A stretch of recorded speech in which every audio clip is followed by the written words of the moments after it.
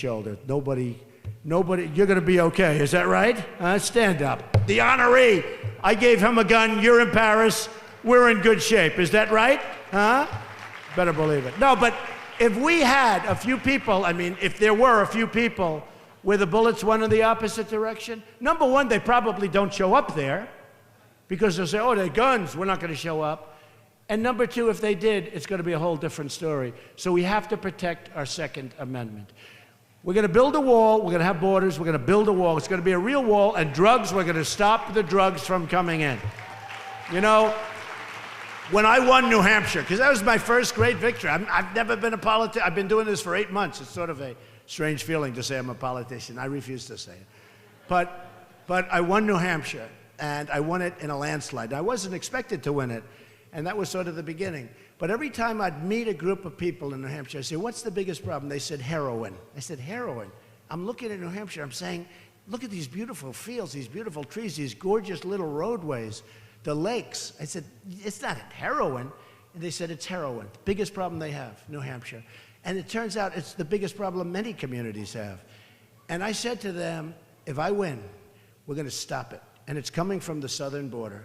And it's so cheap. It's like candy. It's like candy. It's cheaper than candy. They sell it so cheap. And if I win, I said to them, we're going to stop it. Then I went to South Carolina. We won there. We won in Nevada. We won most of the SEC. We just kept winning. But we have a tremendous drug problem. And we have a tremendous illegal immigration problem. So we're going to create a border. We're going to build a wall. Mexico is going to pay for the wall. Believe me, they're going to pay for the wall. And just so you know, a lot of people say you'll never get Mexico to pay for the wall. Just so you understand, the reason they're going to pay is this. There's a trade deficit with Mexico of $58 billion a year. The wall's going to cost $10 billion. Now, a lot of you people are fantastic businessmen. If you can, well, maybe you're not because you paid $25,000 to have a picture with me, so maybe you're not as... But anybody that can pay that much to have a picture is pretty fantastic, right? So when you have a $58 billion a year trade deficit, $58 billion a year, and you have a wall that's going to cost you $10 billion, it's very easy to figure that one out. Believe me.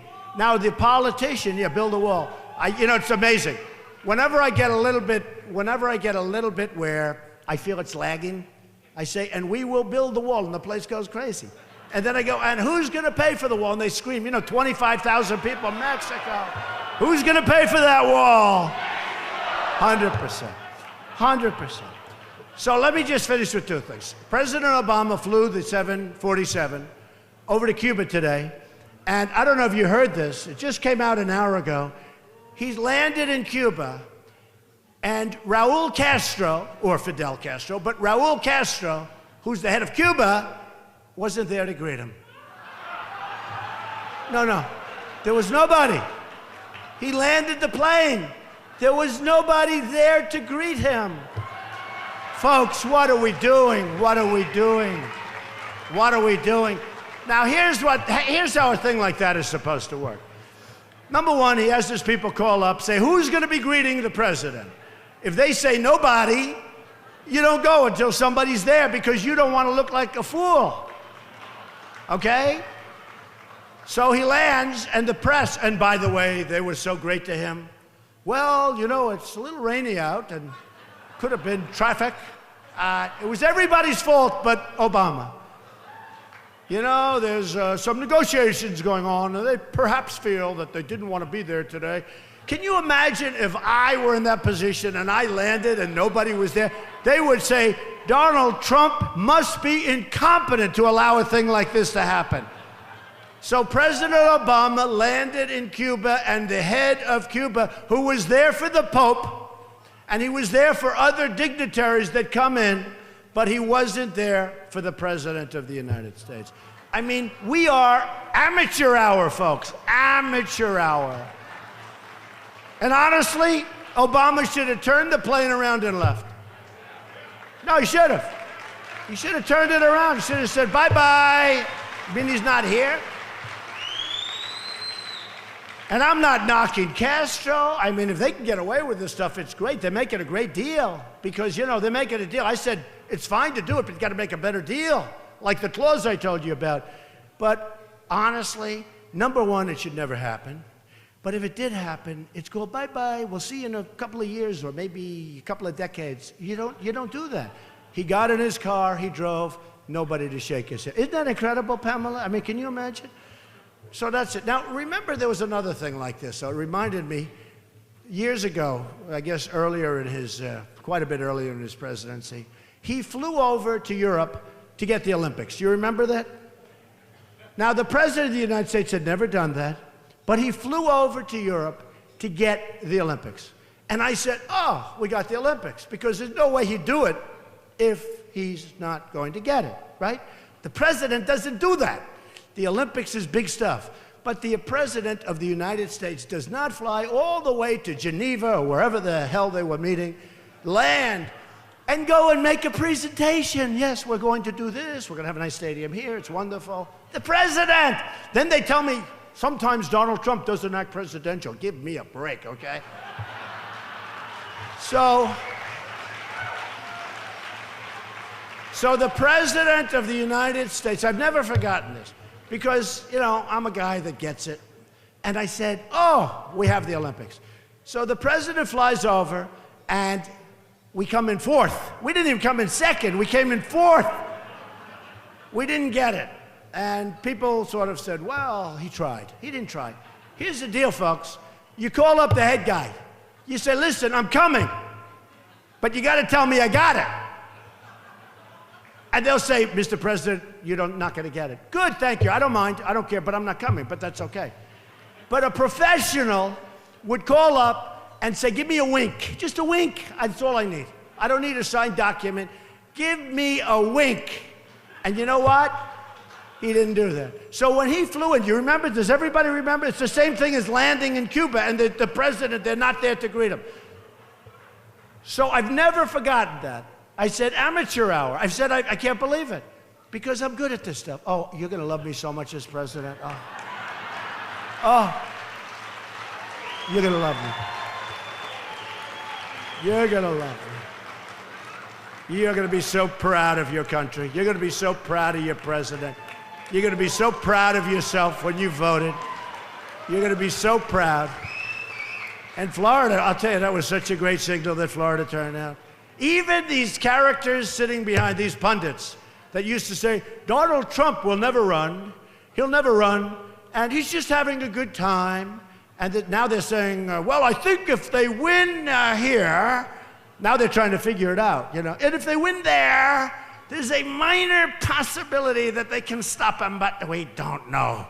These are the guys who say, oh, he'll never run. Okay, so anyway. So when I saw that with the Olympics, I said, that's terrible. Well, this is the same thing. I think it's terrible. I think that we have a president of the United States to go. We're the head of another country who, by the way, we're not making a good deal. We're making a deal. A deal is fine. You got to make a good deal.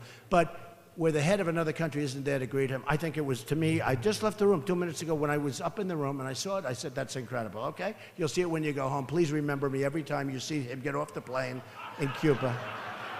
Now, just one other thing.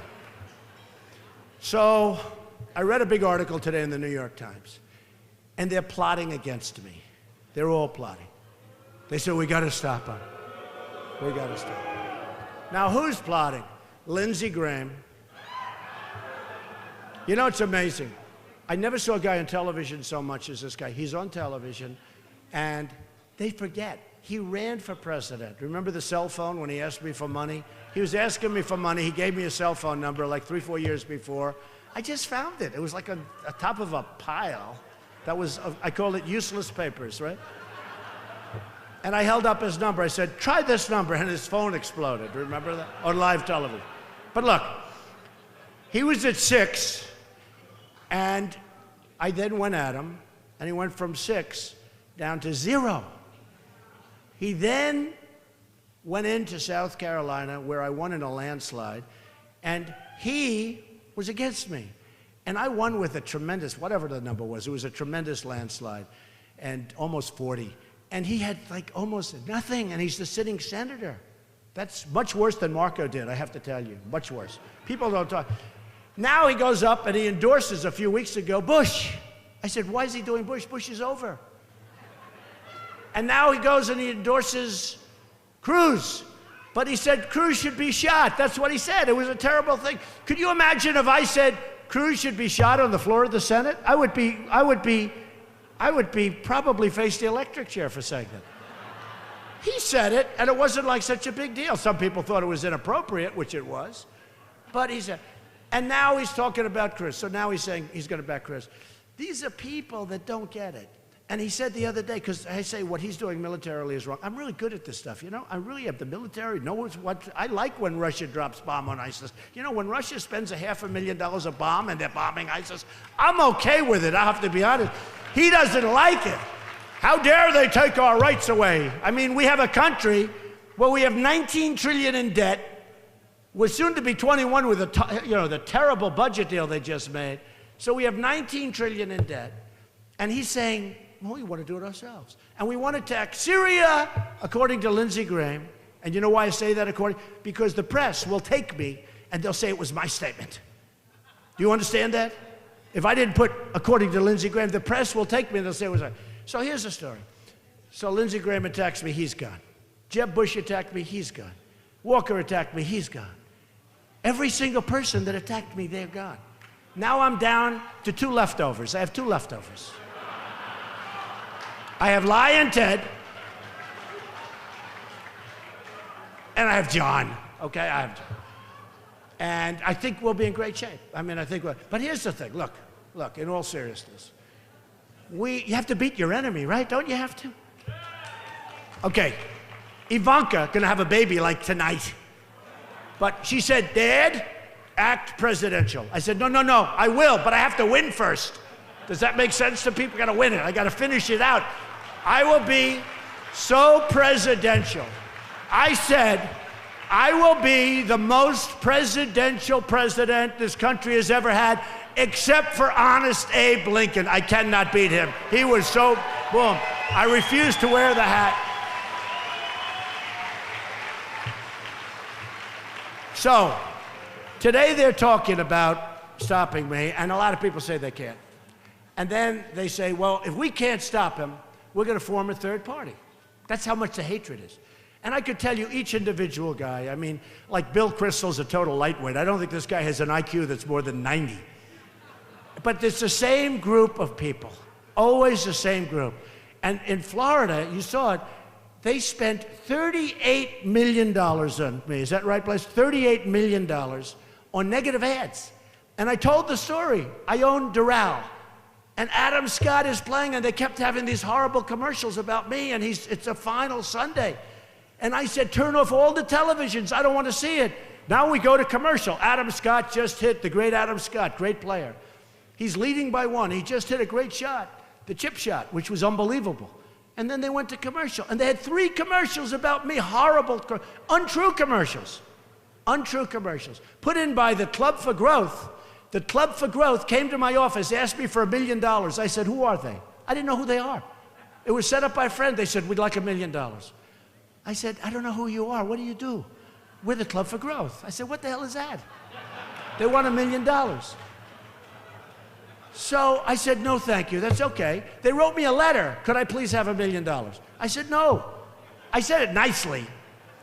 All of a sudden, the Club for Growth said, Donald Trump is not a conservative, and now they do ads all over the place. I probably should have given him the money, right? But here's the thing. I can't do that. Mentally, I can't do that. Here's the thing. All of these ads, a record in the history of politics, and my numbers went up. I don't know what the hell is going on in politics. My numbers went up. $38 million spent in a period of 10 days. The most vicious ads I've ever seen. And my numbers went up. So somebody's going to have to explain this business to me because I don't get it, okay? Now, here's the thing. They want to start a third party. If they start a third party, here's what's going to happen. Anybody, maybe they'll do it in 10 states, 20 states, you know, because it's easier, because it's very complicated to start a third party. But it makes it impossible for the Republicans to win. You're all wasting your time. I would actually say if they do that, take all of these millions of dollars that I made you, okay? You hear that? You hear that? But we take all those millions of dollars and, you know, give them to Pam, give them to everybody that's running for office. Don't give them to the president, because you'd be wasting your money. Look, and here's really the big problem with that. It's not that you'd lose the presidency. That's not good. That's bad. But you might have 5 Supreme Court justices to be picked over the next 4 years, because we already have 1, and you'll probably have 4 more. So you could change the balance of the court very quickly, very easily. And one of the things I'm going to do, and this is perhaps breaking, I am going to give a list of either 5 or 10 judges that I will pick, 100% pick, that I will put in for nomination, because some of the people that are against me say, we don't know if he's going to pick the right judge, supposing he picks a liberal judge, or supposing he picks a pro-choice judge, or supposing. So what I'm going to do is I'm going to get between 5 and 10 judges that everybody respects, likes, and totally admires, because replacing Scalia is not easy. That was a shocker. Don't forget, that wasn't supposed to happen. So I'm going to get a list of anywhere from 5 to 10 judges, and those are going to be the judges that I'm going to put in. It will be one of those judges, and I will guarantee it personally, like we do in the world of business, which we don't like to do too often, but I will guarantee that those are going to be the first judges that I put up for nomination if I win. And that should solve that problem, and I think that's a good idea, right? Because a lot of people are very worried that if I got in, I would put in the wrong judge. And I'm going to put in the right judges, okay? I'm going to put in great conservative judges, great intellects, the people that you want. So we're going to do that, and that would be probably the biggest breaking news, and I'm very serious about that. So listen, this has been an honor. It's great to be with everybody. Pam, you're fantastic. Ben, you're fantastic. I want to thank everybody. Laura, thank you very much. I know we're going to see you here next year at Mar-a-Lago. I know you're going to we'll never lose you, folks. I don't think we're ever going to lose you. But again, I want to thank you. We have to bring our party together. If we bring our party together, we will win. We will win by numbers that you've never seen before. We are setting records. People are coming into our party. People are voting like they've never voted before. We will win states that aren't even on the agenda. We'll win Michigan. We have a good chance of winning New York. We will win states that nobody else can win but me. And we will have a record vote like nobody has ever seen before. We will take from Democrats. We will take from independents. We will come up with numbers that nobody has ever seen. So I want to thank you all, and have a good night and enjoy your evening. Thank you. Thank you very much.